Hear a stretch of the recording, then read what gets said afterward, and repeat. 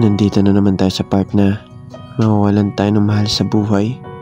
Kalinga ng isang ina ang nawala na naman. Tita, mamimiss kita. At sa mga naiwan mong memorya, hindi namin yan makakalimutan. Naulit na naman kung anong nangyari kay mama. Kaya tita, alam ko magkasama na kayo dyan. At sa mga pinsan ko, lagi nyo sanang tandaan na nandito lang kami mga atid kuya nyo. Tita, hindi na kita mapapatawa.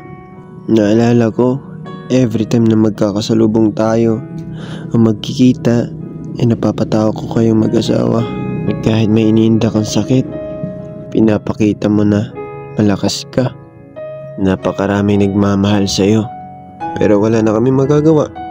Kailangan na namin tanggapin to. Wala na kayo sa banig ng karamdaman. Masaya ako dahil hindi ka na nahihirapan. Kaya sana sa mga naiwan na pamilya at mga mahal sa buhay, huwag na tayong malungkot at huwag umiyak kasi ayaw ni tita yan. Walang ina at itiis ang isang anak.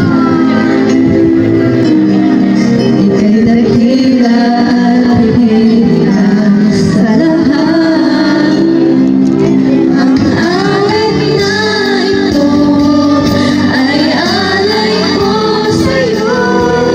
Ang hilig at titig at pag-ibig sa puso ko. Oo, walang ina matitis ang kanyang anak. Ginagawa niya rin ang lahat para sa pamilya. Ina na lagi nagluluto sa umaga, yung gigisingin ka na lang para kumain na. Pero ngayon, gigising ka na wala na sila. Tita, mahal na mahal ka namin.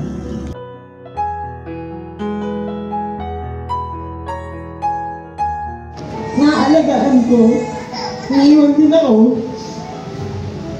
Kaya parang ang mga ate ko, parang awa nyo na magpagaling na kayo.